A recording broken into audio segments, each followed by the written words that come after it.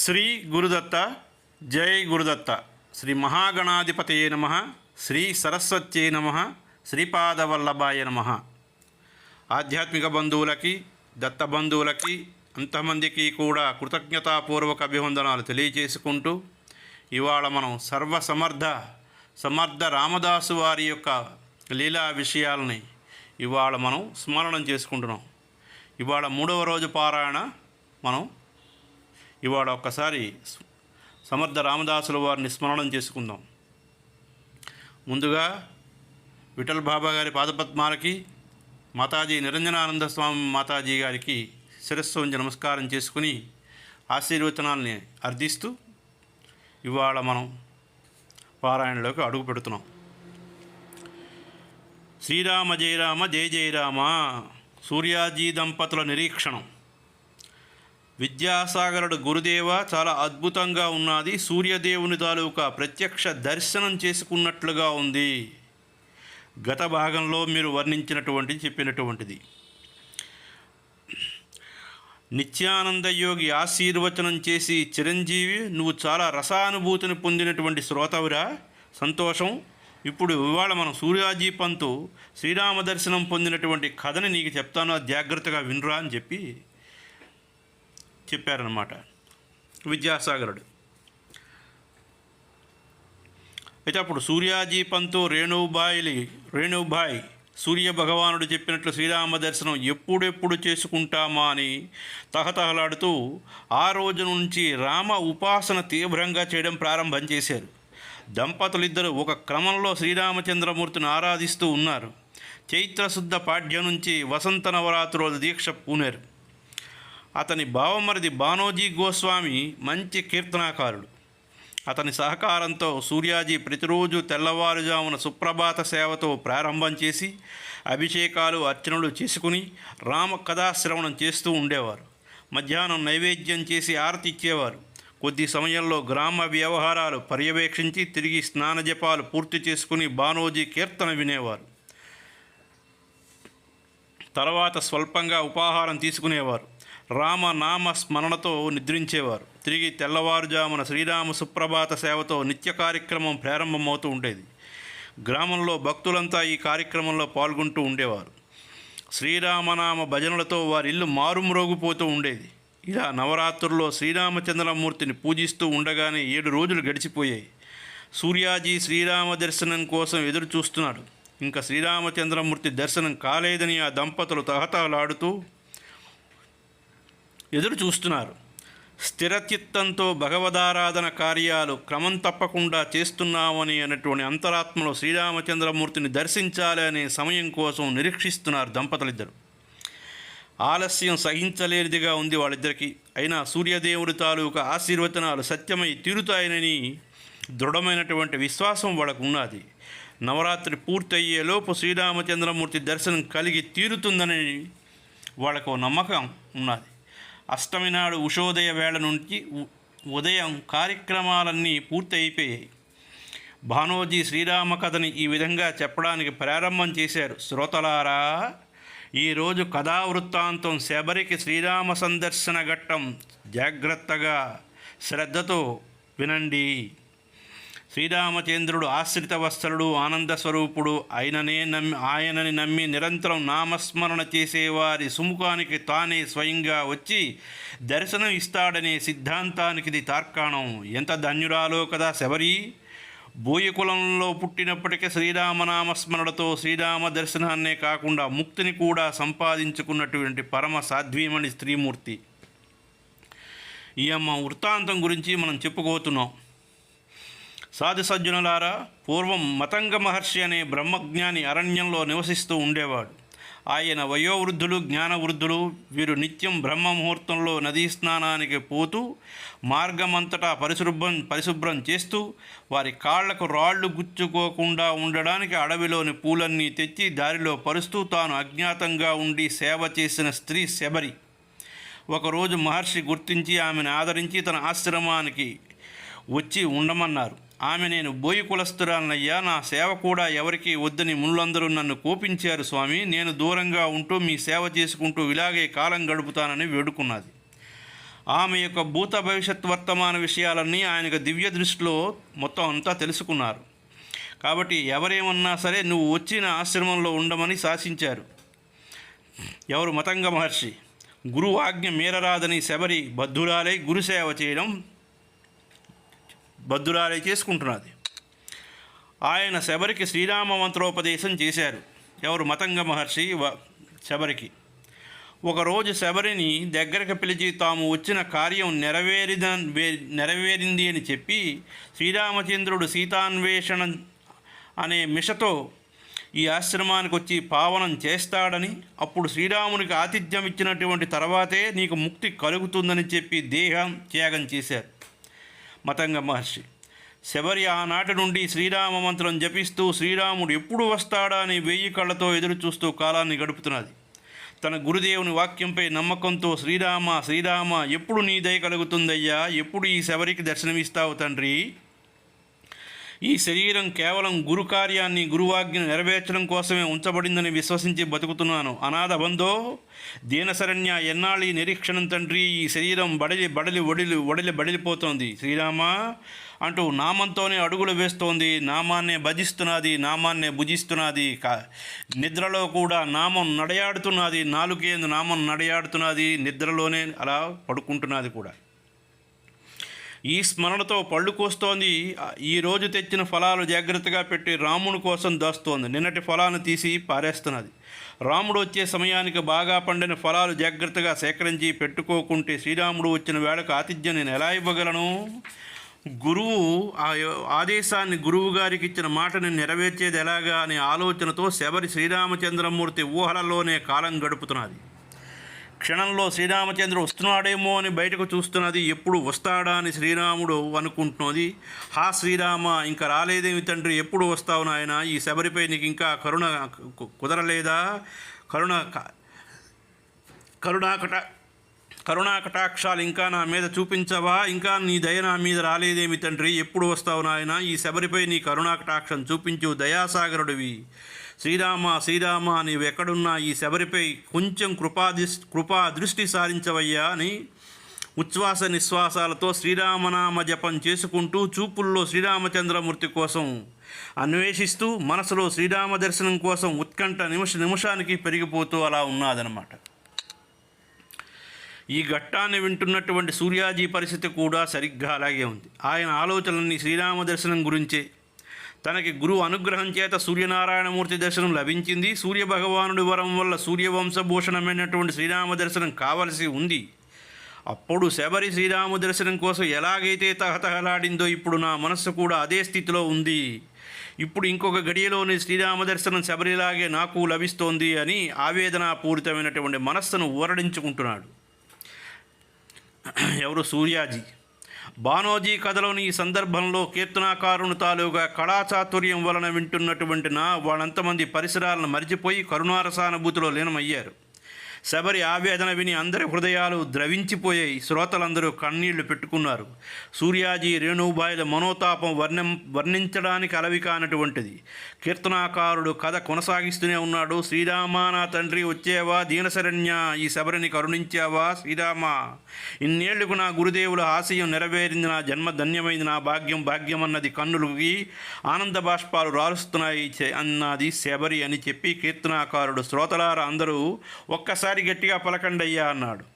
రాజా రామచంద్ర మహారాజుకి జై అని ఒకేసారి ఏకకంఠంతో జై జయ ధ్వనాలు చేశారు. ఒక్కసారి ఊహల లోకంలోంచి బయటకు వచ్చాడు సూర్యాజీ పంత్. కథ సాగించాడు బానోజీ. శ్రీరామునికి శబరి ఆతిథ్యం ఇస్తున్నది అన్నాడు.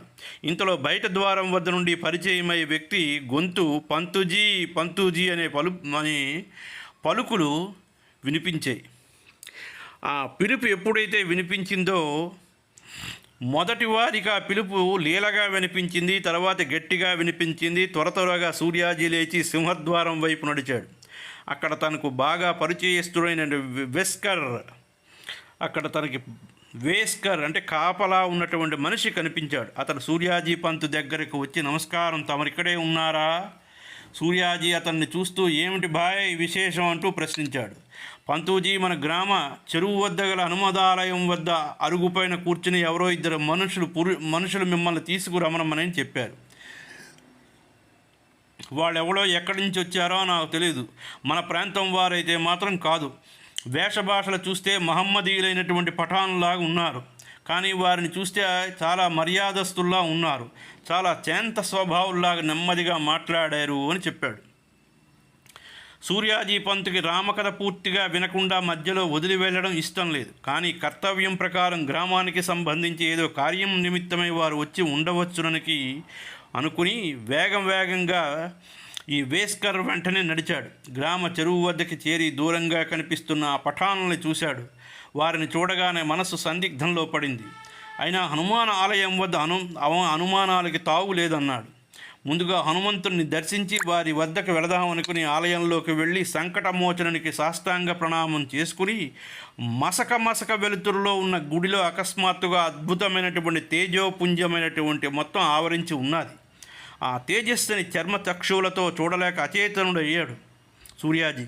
క్రిందకి తూలి వారిపోతూ ఉండగానే అక్కడ ఉన్నటువంటి వేస్కర్ ఆంజనేయ స్వామిగా మారిపోయి తన ఒడిలో పడుకోబెట్టుకున్నాడు. దూరంగా ఉన్న పఠాన్లు వేగంగా దగ్గరకు వస్తూ రామలక్ష్మణులాగా నిజరూప దర్శనం ఇచ్చారు. శ్రీరాముడు తన చేత్తో పంతుగారి శరీరాన్ని ఆపాదమస్తకం స్పృశించారు. ఆ దేవాది దేవుడు, ఆ దేవదేవుని స్పర్శ కలుగుతూ ఉండగానే సూర్యాజీ పంతు సచేతనుడయ్యాడు. మెల్లమెల్లగా కళ్ళు విప్పి చూశాడు. మెల్లగా లేచి కూర్చున్నాడు. తన కళ్ళును తానే నమ్మలేకపోయాడు. వేస్కర్ కానీ పఠాన్లు కానీ లేరు. తన చుట్టూ రామలక్ష్మణులు, హనుమంతుడు మందహాసం చేస్తూ తననే చూస్తున్నారు. సంభ్రమాచర్యాలతో ఒడలు జలధరించింది. గగురుపాటుతో రోమాంచితమైంది. ఆనంద పారవస్యంతో గొంతు గద్గదమైంది. కళ్ళు ఆనంద బాష్పాలతో నిండిపోయాయి. ఆ క్షణంలో సూర్యాజీలో అష్టసాత్విక భావాలు జాగృతమయ్యాయి. అంటే సంభ్రమము, ఆశ్చర్యము, ఆనందము, పారవస్యము, గద్గదికము, అశ్రుపాతము, శరీరకంపము, అదే కాకుండా స్వేదోద్భవము అంటే చెమటలు పట్టడం అన్నమాట ఒక్కసారిగా కలిగాయి. అంతరాత్మ శ్రీరామనామ మంత్రాన్ని ఘోషించింది. క్రమంగా శ్రీరామ కృపాదృష్టి ప్రసారం చేత అతని శరీరం జాగృతి చెందింది. శ్రీరాముని పాదాలపై వాలి పాదాలను గట్టిగా పట్టుకుని ఆనంద బాష్పాలతో అభిషేకిస్తున్నాడు సూర్యాజీ. గర్భంలోంచి రోదనం తన్నుకుని వచ్చింది. రోదిస్తున్నాడు, ఆనందపడుతున్నాడు. ఒక పక్కన శ్రీరామచంద్రుడు తన అమృతహస్తాన్ని సూర్యాజీ తలపై ఉంచి నిమురుతూ భుజాన్ని తట్టుతూ ఆశ్వాసాన్ని కలిగించాడు. మెల్లగా సూర్యాజీ లేచి లక్ష్మణుడికి, హనుమంతుడికి నమస్కారం చేసి సజల నేత్రాలతో శ్రీరాము వైపు చూసి శ్రీరామచంద్రమూర్తి వైపు చూస్తూ ముకుళితహస్తుడై, శ్రీరామ శ్రతజనపోష రఘురామ సీతావల్లభ తండ్రి, నీవు ఆది పురుషుడివి, స్వయం జ్యోతివి, సచ్చిదానందమయుడివి, మనోబుద్ధి చిత్తేంద్రియాలకి అధీశ్వరుడివి, మహాభూత గణాలన్నింటికీ ఆధారభూతుడివి, నీవే పరబ్రహ్మవి. నారముల్లో నివసించుడి చేత నారాయణుడిగా ప్రసిద్ధి చెందావు. క్షీరసాగర సేన, నీవు కానిదేది లేదు జగతిలో. పరమేష్టి, నీవు ఆత్మనిష్టాగరిష్ఠులకు ధ్యేయమైనటువంటి ఆత్మవి. సర్వార్థ సాధకులకు సాధనీయుడివి. ఆర్తజనుల కోరికలో తీర్చుటిలో నీకు నువ్వే సాటి. నువ్వు కరుణాకరుడివి. కౌసల్యానందన, జన్మాంతరాల సాధన ఫలించింది. నా జన్మని సఫలం చేశావయ్యా తండ్రి అని ప్రార్థిస్తూ తిరిగి శ్రీరామచంద్రమూర్తి పాదాలకి సాష్టాంగ దండ ప్రణామాలు ఆచరించాడు సూర్యాజీ. శ్రీరామచంద్రమూర్తి వాత్సల్యపూరితమైనటువంటి స్వరంతో, మృదు మధుర వాక్కులతో, సాధక నువ్వు కారణజన్ముడివి, సూర్యభగవానుడి తాలూకా ఉపాసనతో, అతిథి అభ్యాగత సేవతో, నిరంతర జపనిష్టాగరిష్ఠుడివే నీ జన్మను పునీతం చేసుకున్నావు. నీ గురుభక్తి నిన్ను ఒక మంచి సాధకుడిగా తయారు చేసింది. నీ భక్తి నన్ను నీ దగ్గరకు తీసుకొచ్చింది. భగవంతుడి నివాసం భక్తుల మనస్సులోనే, భక్తుల హృదయంలోనే. నేను నీ హృదయ నివాసంలో కొలువై ఉన్నాను నాయన, ఏదైనా వరం కోరుకో అని శ్రీరామచంద్రమూర్తి సూర్యాజీని అడిగాడు. పంత్, హే దశరథనందన, నన్ను మాయలో వెయ్యకయ్యా. ప్రపంచంలో అన్ని వస్తువులు నశ్వరమైనవి. అటువంటి వాటిని కోరి నిన్ను వరం అడిగేటంత అవివేకుణ్ణి కాను.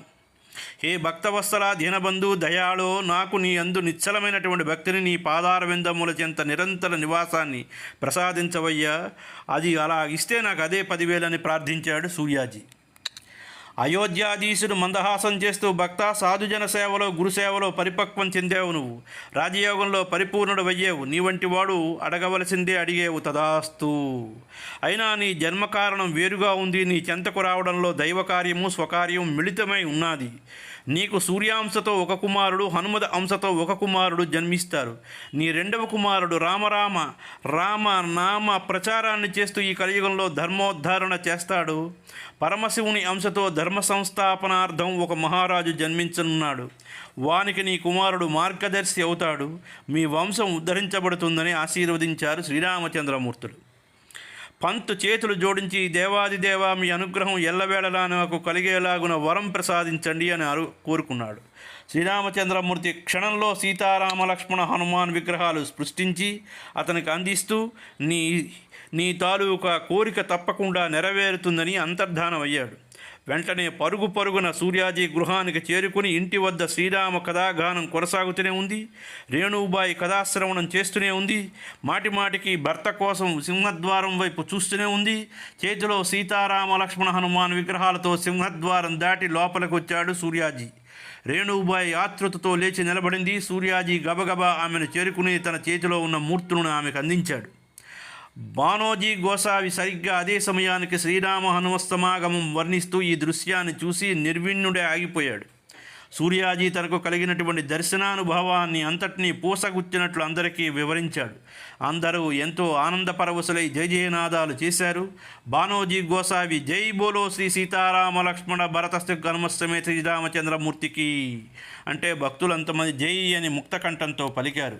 ఇలా 3 సార్లు జయజయనాదాలు నలుదిశలా మారుమ్రోగినట్లు చేశారు భక్తులంతమంది. పాఠకులారా, మనం కూడా ఆ ఆనందంలో పాలు పంచుకుంటూ జయజయనాదాలు చేసుకుంటూ వెళుతున్నాం. తర్వాత భక్తులందరికీ సమారాధన చేశారు. ఆ దంపతులు సూర్యభగవానుని అనుగ్రహంతో, శ్రీరాముని కృపతో సూర్యాజీ పంతు రేణుబాయిల జీవన విధానం మారిపోయింది. వారి గృహం శ్రీరామ మందిరమే అయ్యింది. తండోపతండాలుగా భక్తుల చుట్టుపక్కల గ్రామాల నుంచి కూడా వచ్చి సీతారామును దర్శించి సూర్యాజీ పంతు దగ్గర నామదీక్ష తీసుకుని వెళుతూ ఉండేవారు. రేణుబాయికి భక్తుల సందడిలో రోజులు గడిచిందే తెలిసింది కాదు. ఇలా ఉండగా రేణుబాయి ఒక శుభముహూర్తంలో గర్భం ధరించింది. దేవతలిచ్చిన వరాలు ఫలించాయి. సూర్యాజీ పంతు వారి భావమరది బానోజీ గోసావి గారు ఆమెకు జరిపించవలసినటువంటి పుంసవానదికాలు, పసుపు కుంకుమలు, గాజులు తొడిగించే ఉత్సవాలు ఎంతో వైభవోపేతంగా జరిపించారు. ఆ వేడుకలకు వచ్చినటువంటి గ్రామస్తులు అంతమంది వారు సంతానవంతులు కాబోతున్నారు అపరిమిత ఆనంద ఉత్సవాల్లో దీవించారు. ఊరంతా సంతోషంతో ఉంది. క్రమంగా రేణుబాయికి నవమాసాలు నిండాయి. శాలివాహన శకం 1605 1527 విశ్వావసు నామ సంవత్సరం మార్గశిర శుద్ధ త్రయోదశి నాడు రేణుబాయి ప్రథమ పుత్రుడికి ప్రసవించింది. సూర్యాజీకి పుత్రోదయం కలిగిన ఆనందంతో మనసంతా తేలిపోయింది. వారి వంశంలో పూర్వీకులను సూర్యభగవానుడికి శ్రీరామచంద్రమూర్తికి మనసా నమస్కారం చేసుకున్నాడు. ఆ రోజు ఆయనకే కాదు గ్రామస్తులందరికీ పండుగలా భాషించింది. ఈ నవజాత శిశువుకి 11వ రోజున పురుటి శుద్ధి చేయించి పుణ్యాహవచనం ఆచరించాడు సూర్యాజీ. తరువాత తన వరప్రసాది అయినటువంటి కుమారుడికి గంగాధరుడని నామకరణం చేశాడు. దినదిన ప్రవర్ధమానుడైనటువంటి గంగాధరుడు పెరుగుతున్నాడు. కుమారుడికి 5 మాసాలు నిండగానే సూర్యాజీ దంపతులు శిశువుతో సహా ప్రతిష్టానపురానికి వెళ్ళి తన గురువులైనటువంటి ఏకనాథ్ మహారాజు స్వామి వారిని దర్శించి ఆ బాలుడిని వారి పాదాలపై ఉంచారు. ఆయన ఎంతో ఆనందంతో ఆ చిన్నవాడిని హృదయానికి హత్తుకుని అతన్ని లాలించి వాని వదనంలోని చూస్తూ, సూర్యాజీ మీరు ధన్యజీవులు. మీరు మీ వంశోద్ధారకుడు పరమభక్త శిఖామణి శ్రీరాముని అనుగ్రహంతో గొప్ప సాధకుడిని, రాజయోగిగాను అభివృద్ధి చెందుతాడని దీవించారు. ఇంకా ఇలా అన్నారు ఏకనాథ్ మహారాజు వారు, ఇతని భక్తి శ్రేష్టమైనది, అందువలన ఇతన్ని శ్రేష్ఠుడు అని పిలవండి అని వివరించారు. ఏకనాథ్ మహారాజు గారు తమ సతీమణి గిరిజాబాయికి పిల్లవాడిని అందించారు. ఆమె వారిని ఎత్తుకుని ముద్దాడి నూతన వస్త్రాలతో తులసిమాలలతో అలంకరించింది. కొద్ది రోజులు వారు గురు సాన్నిధ్యంలో గడిపారు. తర్వాత గురువు అనుమతిని పొంది సూర్యాజీ దంపతులు తిరిగి తన స్వగ్రామానికి తిరిగి వచ్చారు. కాలచక్రం వేగంగా తిరుగుతున్నది. పసివాని ఆటపాటలతో రేణుబాయికి రోజంతా పనే. 2 సంవత్సరాలు ఇలా గడిచిపోయి రేణుబాయి 2వసారి గర్భవతి అయింది. ఈసారి హనుమంతుని అంశతో కుమారుడు పుడతాడని దంపతులకు ముందే తెలుసు. శ్రీరామనామము హనుమంతుని నామము విడవకుండా స్మరిస్తున్నారు. దంపతులు ఎదురు చూస్తూ ఉండగా శాలివాహన శకం 1530 1608 చైత్రశుద్ధ నవమి శ్రీరామనవమి రోజున మిట్ట మధ్యాహ్నం సరిగా శ్రీరామచంద్రమూర్తి జన్మించిన సమయంలో రెండవ కుమారుడు జన్మించాడు. వారి సంతోషానికి అవధులు లేవు. యథావిధి జాతక కర్మ పుణ్యాహవచనాలు జరిపించి సూర్యాజీ ఆ శిశువుకి నారాయణ అని నామకరణం చేశాడు. జ్యేష్ఠుడైనటువంటి గంగాధరుని పేరు శ్రేష్ఠునిగా మార్పు చెందింది. చిన్నవాడి పేరు నారాయణుడిగా పిలువబడుతూ ఆ స్మరణతో ఇహపరాలు సమకూరే విధంగా అలరారుతున్నది. నారాయణ అందరినీ చిరునవ్వులతో అలరించేవాడు అని నిత్యానందుల వారు చెప్పగా ఇరువురు జై జై రఘువీర సమర్థ శ్రీరామ జయ రామ జయ జయ రామ అని నమస్మరణం చేశారు. అయ్యా, ఇక్కడికిది సమాప్తం. ఇవాళ 3వ రోజు పారాయణ సమాప్తం, సంపూర్ణం. స్వస్తి ప్రజాభ్యః పరిపాలయంతం న్యాయేన మార్గేణ మహిం మహిషా గోబ్రాహ్మణేభ్యः శుభమస్తు నిత్యం. లోకాః సమస్తాః సుఖినో భవంతు.